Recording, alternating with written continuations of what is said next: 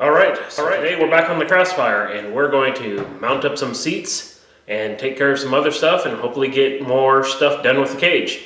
But only time will tell that, so let's just get rolling and see where we're at.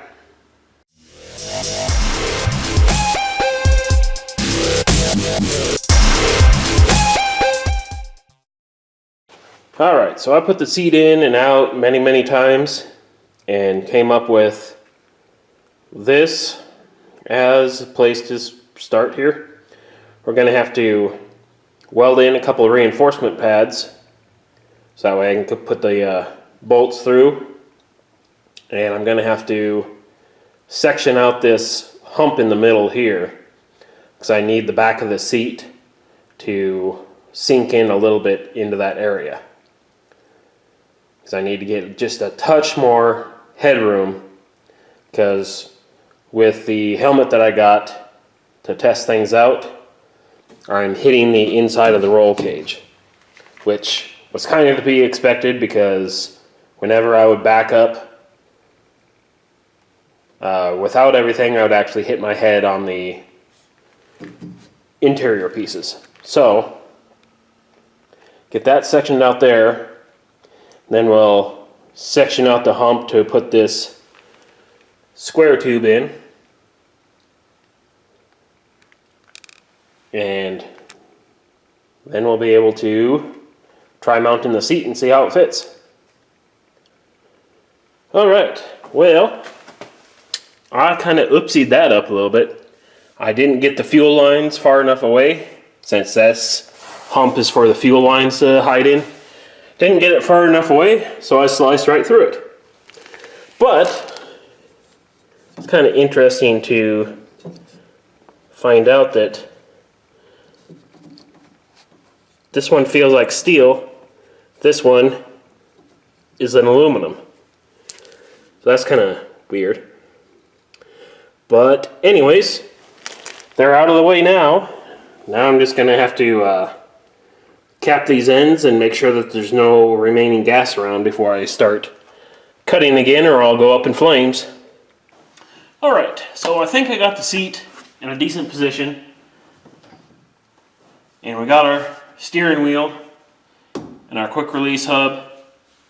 So we picked up one of these NRG reinforced wheels, so it's not one that falls apart. And we're just trying to figure out how low I want to get this, because I need to space out this section here, since I'm quite a deal lower in the car than before.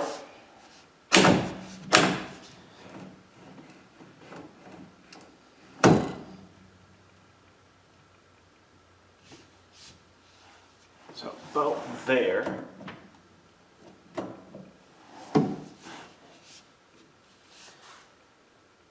That seems low enough. It's like stock location is probably about an inch higher, so it just is up way too high. And Crossfires don't have tilt, they only have fore and aft. So you can pull it closer to you or push it further away. That's about all the movement the steering column has. So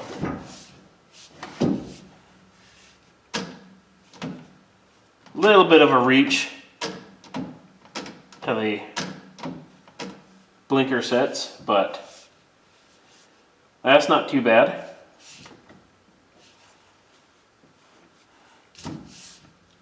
So I'm actually quite happy with this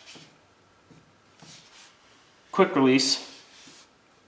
It's very sturdy and a little more hefty than I was expecting. All right, we got ourselves a cage looking here. Now we got the, right in here we got the seat bar, and this piece of tape coming down is where our crossbar is going to be. Now it's going to meet up kind of funky in the middle. See if we can get you a shot of that. A little bit weird in the middle, but These extra pieces aren't usually required, so you can slide by with a little on the funky side, but we'll gusset them up in between, so we'll have plenty of beef in there. And we're definitely getting there. Now I'm gonna have to go get some more propane because it's kind of cold in here. Alright, so I don't know about anyone else, but that thing looks like it can hold up a bridge or something. It's looking pretty nice. I especially like the angle from here. You can see the two V's, front and back. That makes for a hardcore truss section. So that's looking good to me. Here's kind of the close-up of the funky section I was talking about. And that's pretty much built that way so all the pieces can slam in there. Like, had you already put in this cross brace before this piece, so you'd have that section, there'd be no real way to work this tube in, because the fish mouth section would be longer than the space that you had in between.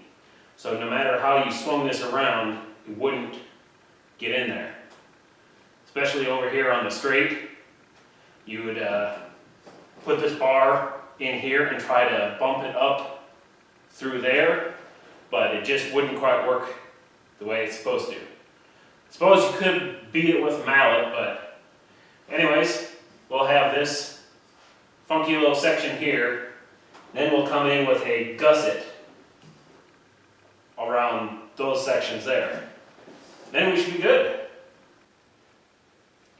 Okay, so far this is kind of what I'm thinking for our door bar here. We got a pretty shallow X on this part, mainly just because of this huge rocker panel. But if we get that and then cross in here with where we taped off, we should be sitting pretty good. It's like this guy down here is a 20-degree bend. Now I'll just have to figure out what this one is. So yeah, get that one bent, mocked up in here, then build a second one for the other door. Then our cage will be 95% complete. Still planning on doing the foot boxes, but one part at a time. Alright, yeah, it's times like this that you feel everything's really coming together.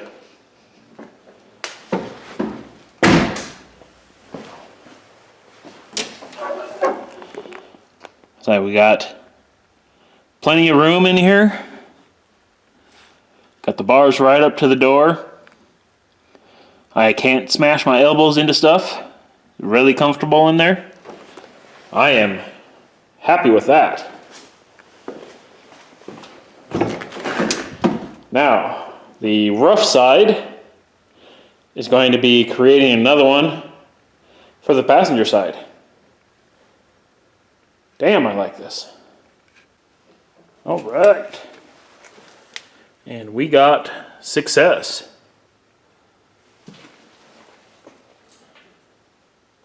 Not too bad. These were a little more difficult to replicate from the other side, just because you had to match something that already existed versus just making it once. But looks pretty good. You can see it just protrudes out just a little bit.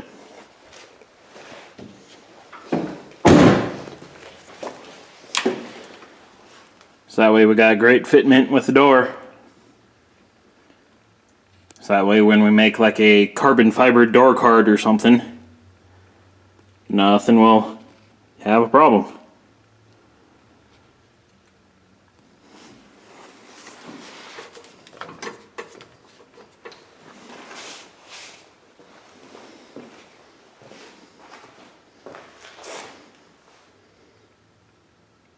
So yeah, not too shabby. All right, just for fun, let's crawl into this thing.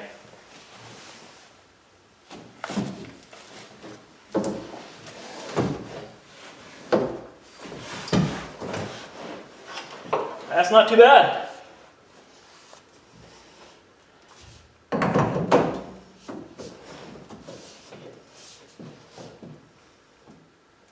We've got plenty of movement for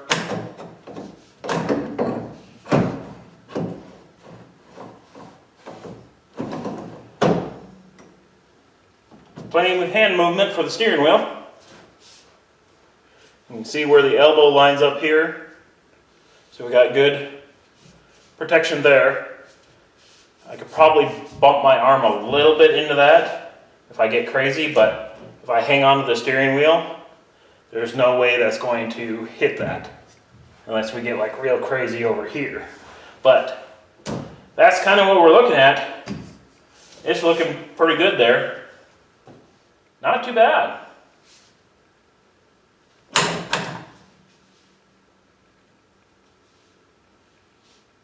Now the other thing to note is this NRG quick release hub has a push button. So let's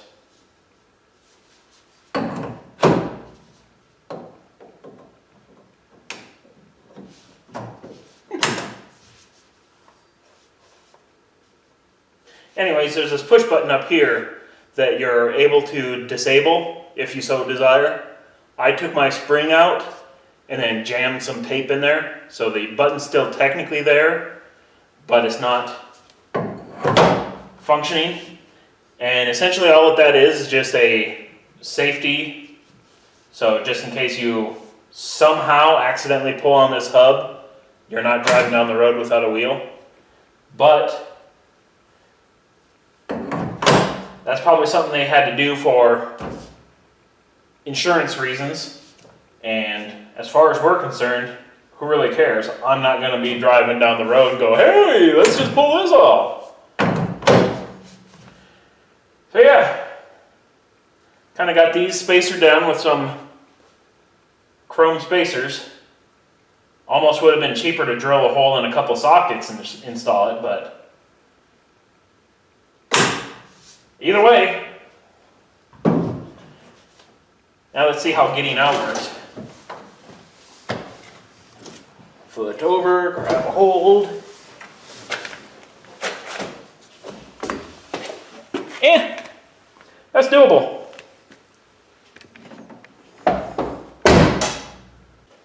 Alright, so I'm going to call it quits for this part. We got the door bars in. All that is remaining is some footwell protection and the roof bar, or as some people call it, the noggin bar. So that'll just be a single diagonal, and then we'll just triangle in up to the firewall with some plates on the firewall, and that'll be the footbox protection.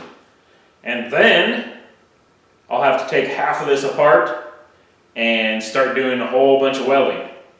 So hopefully if the roof bar goes in quickly and the foot boxes are pretty easy, which I'm guessing they should be because they're just going to be a couple straight tubes and be done, I might be able to fit in the majority of the welding in the next episode as well. And then we can call it done on the roll cage. But like I said before, that's it for this time, and like and subscribe and that type of stuff if you want to see more of this, because I'll keep building it. Anyways, thanks for watching, and I will see you guys later.